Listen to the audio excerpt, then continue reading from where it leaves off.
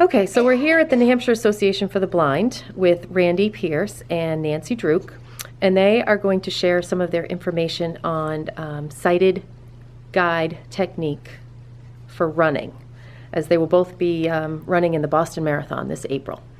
So Randy, I understand that there are two common types of tethered running, rigid and soft, and can you tell us which one you prefer?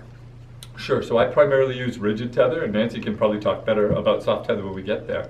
A rigid tether really means a stick. It's a solid object, and that means it's going to give a lot of tactile feedback, almost like a dog guide harness.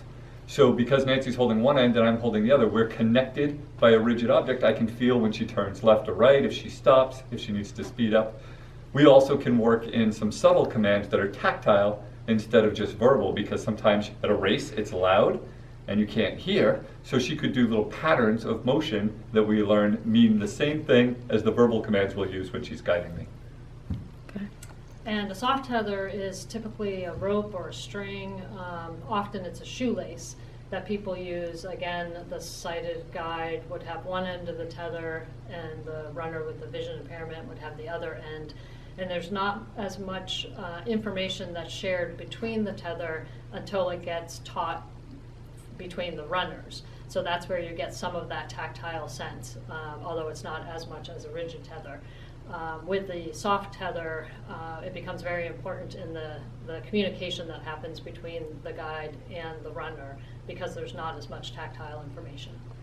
Okay, so as the sighted guide, I imagine that before you venture out on any sort of tethered running, you need to know the degree of vision loss of the runner, and that may dictate how you are giving cues, either tactile or verbally. Yeah, so it's the job of the sighted guide to keep both runners safe as they're running. And as a guide, I've run with 5 different runners who all have had different levels of vision impairment, including total blindness.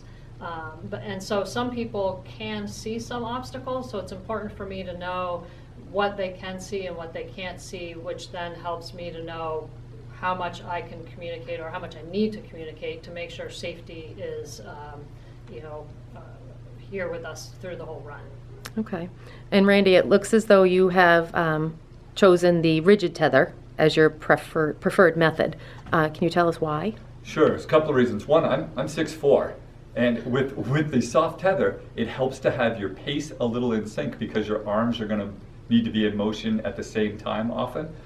I'd have trouble finding guides if my restrictions were they had to be my height and range.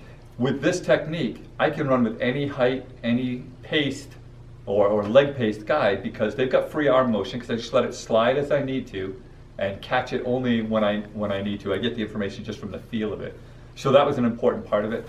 Also, I am totally blind, which means I want as much information as possible to be part of our natural interaction to make that work easier on the guide, especially when you're running marathons, because we're going to be out there for 3.5 hours or more, which means they're going to get tired, and the more I can do to keep them strong and fresh mentally, the better, because it's going to tax them a little more. Excellent.